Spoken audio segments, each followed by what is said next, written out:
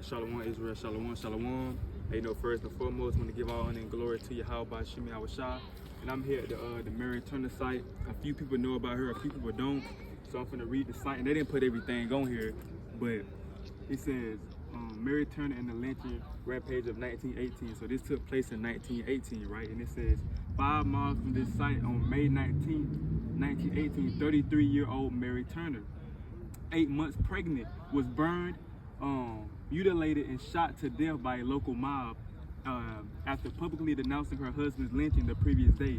In the days immediately following the murder of a white planter by a black employee on May 16, 1918, at least 11 local African Americans, including the Turners, died at the hands of a lynch mob in one of the deadliest waves of vigilantism in Georgia's history. No charges were ever brought against known or suspect participants in these crimes from 1880 to 1930. As many as 550 people were killed in Georgia in these illegal acts of mob violence, right? So this is going to what would happen to our sister Mary Turner, man. And when you think about it, man, it was a very, very sad thing. All she was doing was speaking up for her husband, and all of a sudden you had a white mob come and they hung her, right? They cut the baby out her stomach, and then they stumped on the baby head and they set her on fire. This is history that they don't want to talk about. This is history that they want to hide under the rug. They don't want us to know this about our history. This happened to a young sister. She was 33 years old, right? So just imagine being in her shoes, you pregnant, a white mob come to you, you know, they come to you, they beating you up, they cut your baby out your stomach, they stomp on your baby head, and they set you on fire and start shooting at you. It said she was burned, mutilated, and shot to death by a local mob. Right, so this is stuff this is American history. American history is black history. You can't talk about American history without talking about black history. You feel what I'm saying? So this is something real, real deep. And I want to get a precept real quick. This is why the Bible said this in the book of Isaiah.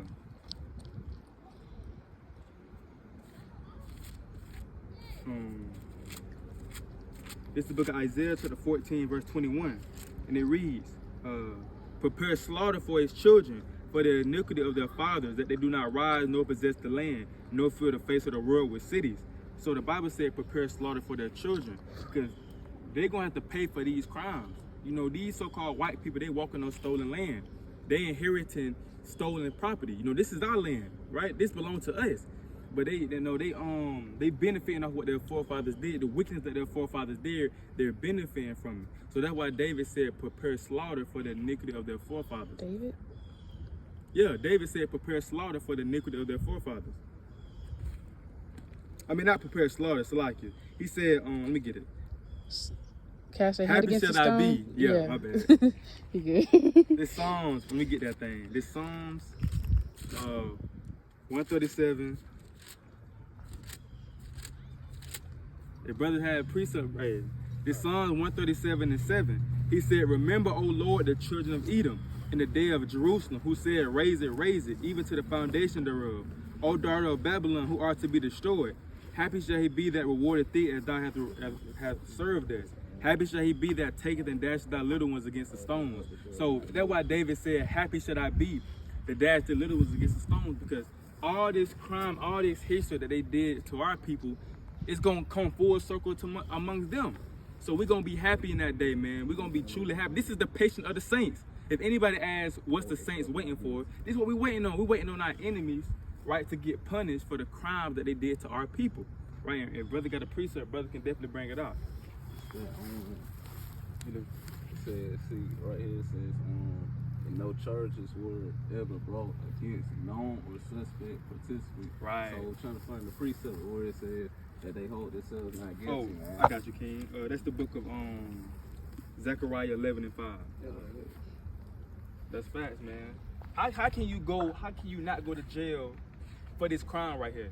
These men were free after what they did to our sisters. This is an Israelite woman. This is a princess of this earth. This is the book of Zechariah 11 verse 5, whose possessors slay them and hold themselves not guilty, and that they seldom say, blessed be the Lord. For it's really much what it is, but like it says right here, you know what I'm saying? It says that, guess what, no charges were ever brought upon these men that did this to our sister, man. You know what I'm saying? And all this stuff happened, you know what I'm saying, from our disobedience. So we don't, you know what I'm saying, keep the commandments of God, man. Galatians, first said when they hang from the tree. And she was lynched too. So Yeah.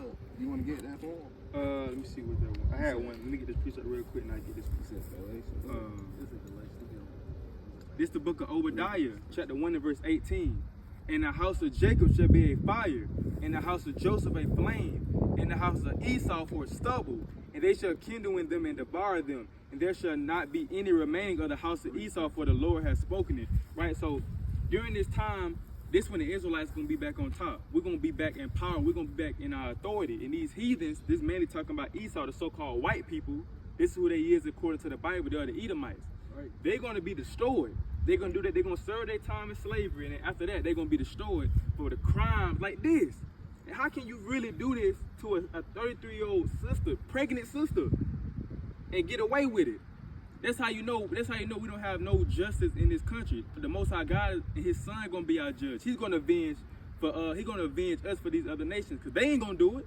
They're not gonna be fair, right? They're not gonna be equal. So the Most High God gonna send His Son down, and He gonna set things straight. And He gonna exterminate them for what they did to our people. Those men gotta pay it, and their seed gotta pay too. But you had the precept. Yeah, I got the precept. This the book of Galatians 3 verse 13. Figure it out. Christ have redeemed us from the curse of the law, being made a curse for us, for it is written, curses everyone that hangeth on a tree.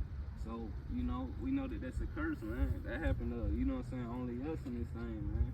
We don't give a dang about the other nations that, you know what I'm saying, we talking about the Israelites, man. Right. It's a sad thing that happened, bro. And it's still, and the main thing about it is that they hold themselves not guilty, man. And they still haven't even, you know what I'm saying, no justice have been brought yet, man. But our people walk around every day, not even considering. They don't even care who they are, man. Right, and that same thing going back to the brother Kendrick Johnson and Valdosta.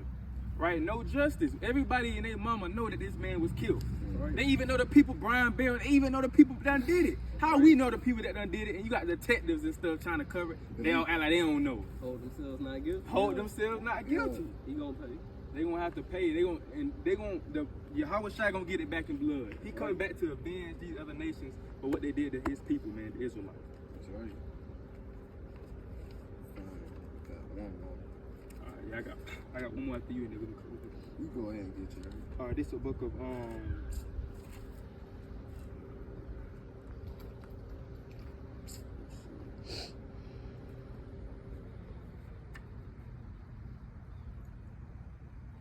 we get the book of 16. This is the book of Ecclesiastes, chapter 10 and verse 7. He said, I have seen servants upon horses and princes walking as servants upon this earth. So the Bible said he have seen servants upon horses. So these people that's oppressing us and over us, that may be sitting on high, they are truly the servants. And the Bible said he's seen princes walking as servants upon the earth. And we walking as servants upon this earth. We captive still. In 2023, we are still slaves, right? Because we still in this land that we was brought over captives in. The so-called white man, our oppressor, he's still ruling over us. We got to go to him for everything. So we really the princes that the Bible talk about, man. Right? And those other nations, they the servants. And they're going to come into their true role. When Yahweh Shai come back, they're going to go back to that true role of being servants and handmaids and slaves. And we're going to go back to our true role of being princes of this earth. That's right. You had a king.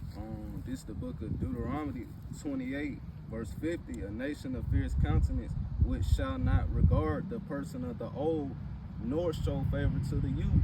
So man, they didn't show no favor to her, man. Mary Turner or her 8-month-old pregnant baby, man. They completely cut her out the stomach, man. Cut the baby out the stomach, man. The baby dropped down to the ground, man.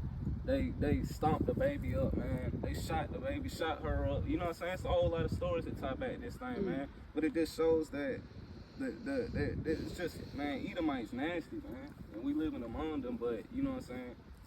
Our people just got to keep our heads up, man. That's all we got to do. That's all. And I had one more precept, man, to back up, because they been doing this throughout history, killing the babies, going back to the time of Egypt. They was killing the firstborn, they was killing the sons, right? And then even when you go back to the Maccabees, this first Maccabees during the Greek captivity, chapter 1 and verse 61. And they hanged the infants about their necks and rifled their houses and slew them that had circumcised them. So during that time, the Greeks were trying to get everybody to follow them. But you had some Israelites like, I'm gonna still keep these commandments. And they said they hanged the infants about their necks. So that's in their nature to not only kill grown men and grown women, but also to kill infants. How can you truly kill an 8-month-old pregnant, an 8-month-old baby? How can you do that? Wicked. How can you truly hang an infant? That's wicked. That's wicked. These are the devil. These are these are devils, man. What you got, the king? Second Ezra, chapter 6, verse 9. For Esau is the end of the world, and Jacob is the beginning of it that follows. So basically, like, you know what I'm saying, all these senseless killings, all the things that we go through even now, it's just senseless, you know, because we go through curses as a nation of people. And one day, you know what I'm saying, Yahweh Shai gonna make it right. He gonna avenge Mary Turner, he gonna avenge Kendrick, he gonna avenge basically everybody.